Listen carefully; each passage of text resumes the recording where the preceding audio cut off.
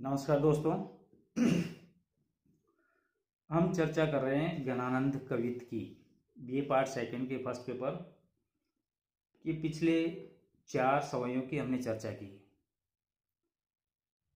आज हम उसके आगे 5वें और 6ठे छंद की चर्चा करते हैं।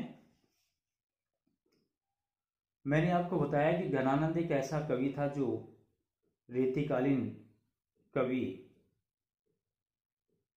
जो सुजान नामक एक वेश्या से बहुत प्रेम करता था, लेकिन उन्होंने सुजान के कहने पर राजा की अनदेखी करते हुए गाना गाया, जिसकी वजह से उन्हें देश निकाला दे दिया गया, क्योंकि उन्होंने सुजान को साथ चलने के लिए कहा और सुजान ने जाने से इनकार कर दिया। उनका हृदय, उनका दिल दर्द से कांप उठा। उसके बाद उन्होंने जितनी भी रचनाएं की वो सुजान के नाम से की, लेकिन वो सुजान जिसे वो बेहद प्रेम करते थे, उन्होंने उसे ईश्वरमयी कर दिया और ईश्वर को संबोधित करते हुए ईश्वर की आराधना वो करने लगे सुजान के नाम से। अगले छंद की तरफ चलते हैं। अंतर उद्वेगधा आखिन प्रवाह आंसू, देखी अटपटीचा बीजही दहनी है।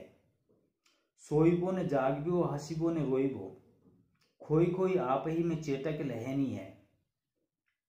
जान पारे प्राणी बसत पे आनंद घन, विरह विषप दशा मुकलो कहनी है।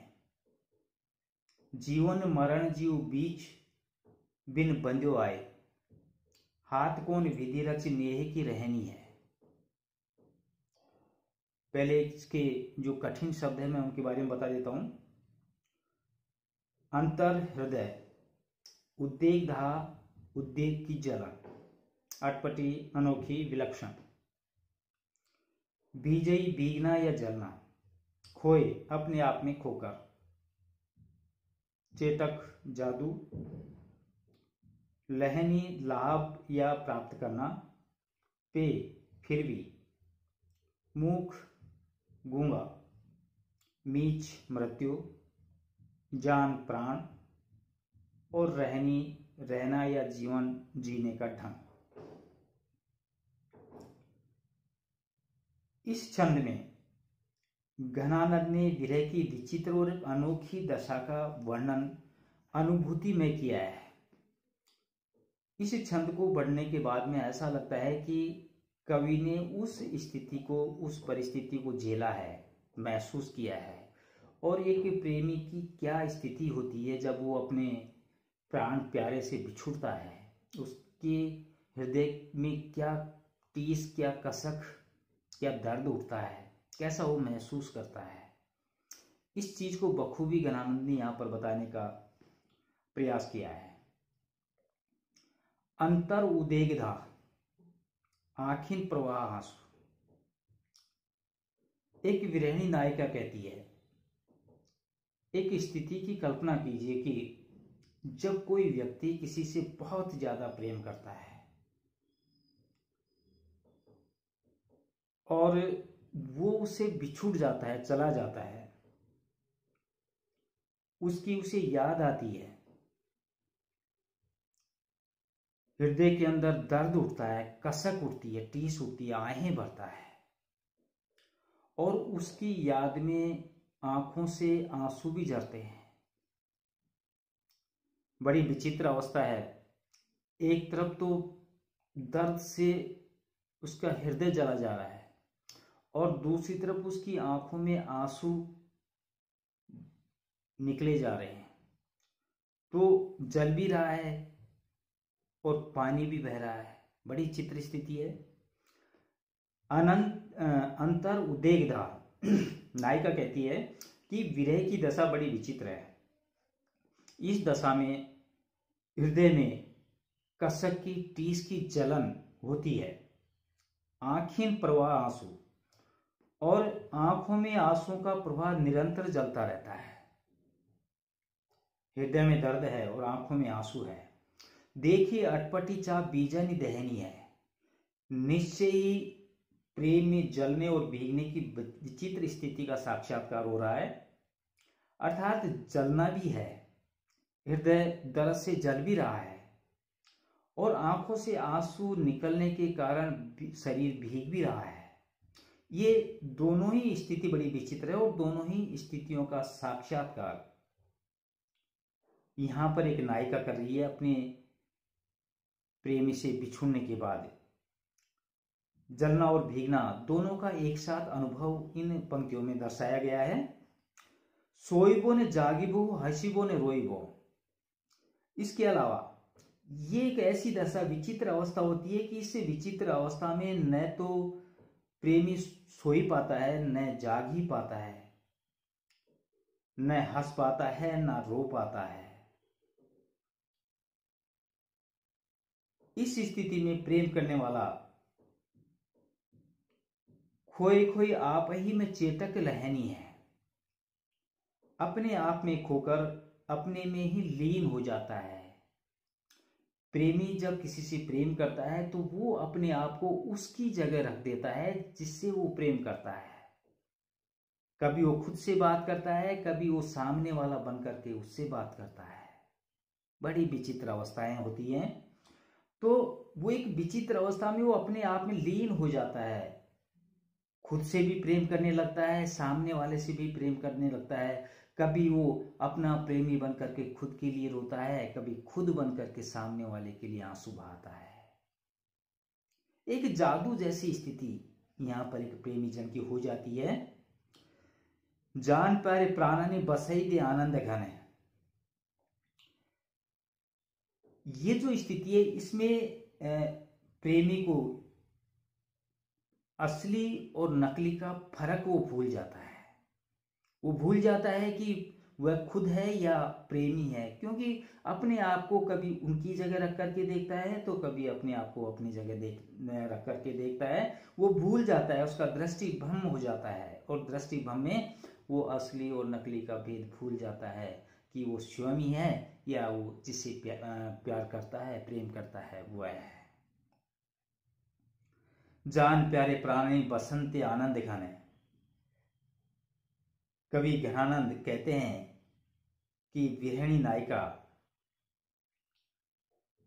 आनंद के बादल रूपी प्रियतम जो मेरे हृदय के अंदर निवास करते हैं।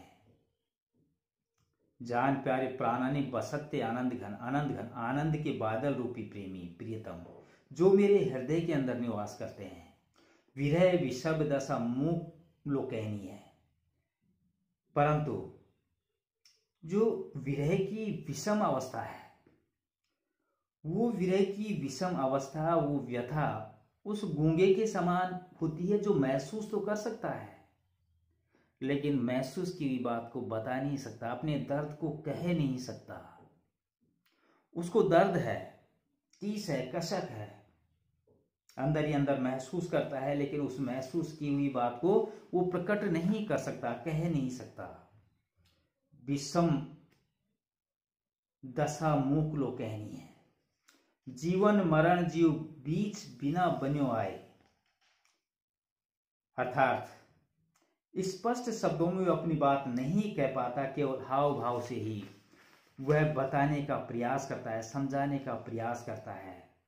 इस कारण मेरी विरह व्यथा का जितना अनुभव किया जाता है उतना वो कह पाने में असमर्थ रहता है।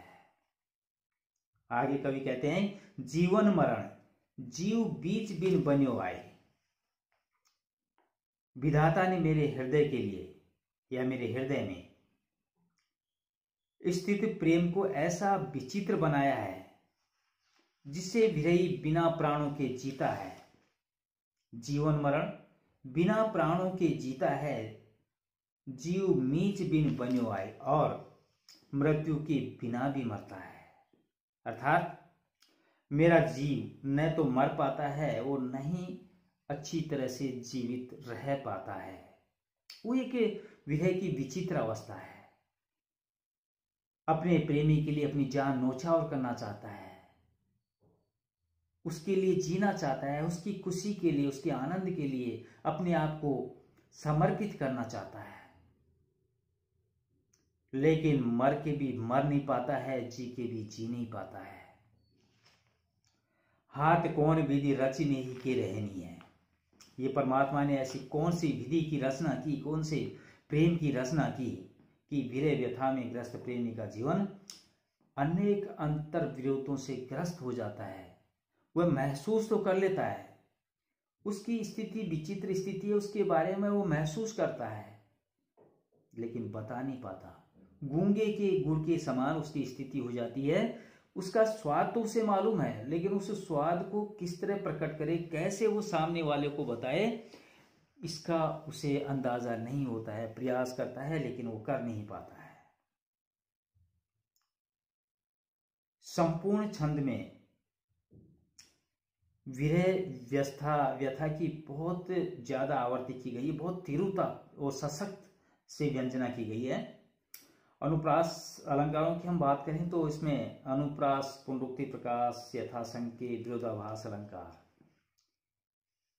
का प्रयोग किया है और पूरे संपूर्ण छंद कवित छंद में है। इनकी यति गति सभी पंक्तियों में उचित लगती है, सही प्रतीत होती है। अगला सवैया। नैनन पे लागे जाए जाके जो करे जे बीच, या बस है जीव धीर होत लोटपोट है। रोम रोम पूरी पीर व्याकुल समीर महा, घूमे मति गति आसे प्यास ही न टोट है। चलत सजीव सुजान द्रग हाथंते, प्यारिया ने यादी रुचि रखवारी ओट है। जब जब आवे तब तब अति मन भावे, आहा कहा विषम कटाक्ष सर चोट है। कठिन शब्दों को देख लीजिए। करेजे, कलेजे में, हृदय में। धीर धैर्यशाली व्यक्ति, पूरी समा जाना। टोट कवि, सजीवन जिताने वाले। दृघातन नेत्र रूपी हाथ। अनियारी धारदार या तीक्ष्ण। रुचि सौंदर्य। और कटाक्ष कटाक्ष। इस संपूर्ण छंद में कवि ने नेत्रों से चलने वाले कटाक्ष और बाण निपात की तुलना की गई है, और इन दोनों की तुलना में जो नेत्रों का कटाक्ष है, एक प्रेमी का, एक नायिका का, एक प्रियतमा का जो कटाक्ष है, जो हृदय के ऊपर टीस पैदा करता है, कसक पैदा करता है, उसकी विलक्षणता का इस संपूर्ण छंद में वर्णन किया है। गृहिणी नायिका क्या कहती है? नैनन में लागे जाए जाके जो करे जे बीच, कि प्रियतम जब तिरछी नजरें करके अत्यंत मधुरता और प्रेम के साथ में जब देखते हैं, और उनके देखने से जो नेत्रों का जो कटाक्ष है, वो कटाक्ष बड़ा विचित्र है। क्योंकि जागे जो करे जे बीच, प्रियतम के कटाक्ष सीधे आकर के नेत्रों में लगते हैं, परंतु उनकी पीड़ा कलेजे या हृदय के माध्यम से होती है। जब कोई प्रेमी अत्यंत प्रेम में भर करके किसी की तरफ, अपने प्रियतम की तरफ देखता है, तिरछी नजरें करके, कटाक्ष करके, आंखों को तिरछा करके देखता है, तो उसके देखने का जो हाव भाव है, और उस हाव भाव से नेत्रों को जो सुकून मिलता है, उस सुकून का असर सीधा हृदय पर पड़ता है, और हृदय आनंद से परिपूर्ण हो जाता है उसके उस देखने की अदा को देख करके। या बस है जीव धीर होत लोटपोट है, इस कटाक्ष पासे प्रत्येक जीव वशीभूत हो जाता है। जो भी उन तिरछी नजरों को देखने की अदा को देखता है, सभी उन कटाक्ष बाणों से घायल हो जाते हैं, और बड़े बड़े धैर्यवान, या बस है जीव धीर होर लोटपोट, बड़े बड़े धैर्यवान भी उन नेत्रों के कटाक्ष करके देखने की अदा से चोट खाकर लोटपोट हो जाते हैं, अपना धैर्य खो बैठते हैं। अर्थात उस आनंद के क्षण में हृदय जो भी उनको देखता है, उनका हृदय एकदम डावाडोल पराधीन सा हो जाता है। रोम रोम पूरी पीर व्याकुल समीर महा। घनानंद कहते हैं कि जिस व्यक्ति पर कटाक्ष होता है, प्रेमी जब किसी की तरफ इस तरह तिरछी नजरों से कटाक्ष करके देखता है, और जिस व्यक्ति पर वो कटाक्ष होता है उसके सम्मुख व्याकुल समीर महा, पूरा शरीर व्याकुल हो जाता है। ऐसे आहत प्रेमी की रोम रोम, रोम रोम पूरी पीर, पीर होता है दर्द, ऐसे आहत प्रेमी के पूरे शरीर या पूरे रोम रोम में पीड़ा व्याप्त हो जाती है, उसका शरीर अत्यंत व्याकुल हो जाता है, तड़प उठता है। घूमे मति अति आसे, घूमे मति गति आसे, और उसकी बुद्धि एकदम चकरा जाती है, कृत्य मूड की अवस्था में हो जाता है कि मैं क्या करूं क्या नहीं करूं। हृदय बार बार, नेत्र बार बार उसे देखना चाहते हैं, उस क्षण को देखना चाहते हैं, उस अदा को देखना चाहते हैं, और बार बार जब भी वो देखता है तो उसका हृदय दर्द से आप्लावित हो जाता है, घायल हो जाता है। प्यास की न टोट है।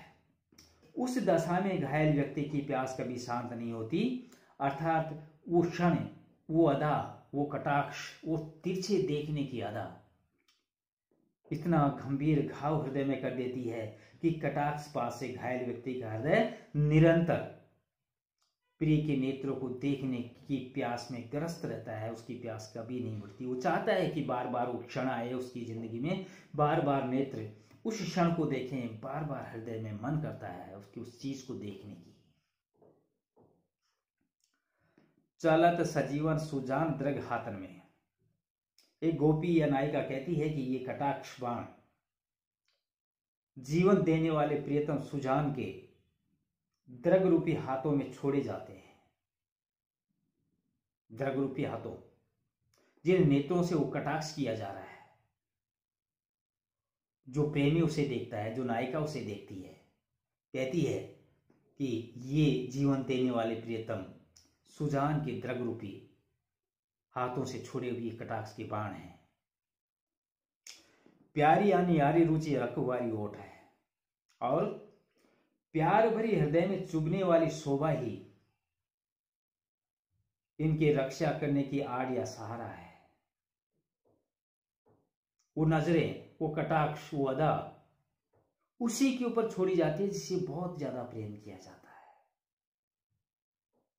उसी को देखा जाता है कि जिसे मन बार बार देखने का मन करता है।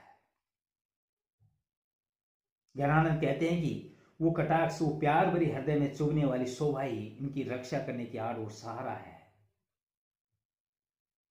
अर्थात ये भी होता है कि प्रियतम के उस कटाक्ष बाण से हृदय में वेदना होती है, लेकिन वेदना के साथ साथ वो नेत्रों को लगते भी हैं, कटाक्ष का प्रहार भी होता है, तब भी मन को वो अच्छा लगता है, प्रिय लगता है। प्यारी यानी यारी रुचि रखवारी ओट है, वो प्यार भरी हृदय में चुभने वाली ही इसका सहारा है, इसकी रक्षा का सहारा है, आड़ है, सहारा है। बार बार प्रहार होता है लेकिन मन को वो अच्छा लगता है। जब जब आवे तब तब अति मन भावे, जब जब भी वो कटाक्ष होता है, जब जब भी वो प्रेमी तिरछी नजरों से देखता है, हृदय में दर्द कसक उठता है, लेकिन मन को अच्छा लगता है, भाता है, अच्छा लगता है, बार बार देखने का मन करता है। आहा कहां विषम कटाक्ष सर चोट है। इस तरह निश्चय ही प्रियतम के नेत्रों में चलने वाला कटाक्ष रूपी बाण का प्रहार बड़ा विलक्षण और आनंददायक होता है। एक प्रेमी जन उस क्षण को बार बार देखना चाहता है, उसके हृदय को आनंद मिलता है, निश्चित रूप से नेत्रों में दर्द होता है, बार बार देखना चाहता है, लेकिन मन को सुकून मिलता है। उस दर्द को वो जीना चाहता है, पीना चाहता है, महसूस करना चाहता है। इस छंद की विशेषता की बात करें तो यहां प्रियतम के नेत्रों से किया गया कटाक्ष के बाणों के प्रहार, वो प्रहार एक बाण से मिलने वाला प्रहार से कहीं ज्यादा बढ़कर बताया गया है, जो नेत्रों से कटाक्ष किया जाता है। इसके अलावा कवि की जो भावना की अनुभूति है और कल्पना की अनुभूति है, बहुत ही सूक्ष्म और तीक्ष्ण है। अलंकारों की बात करें तो पुनरुक्ति, प्रकाश, संगति, रूपक और व्यतिरेक अलंकार इसमें प्रयुक्त किया गया है और संपूर्ण छंद कवित्व में है।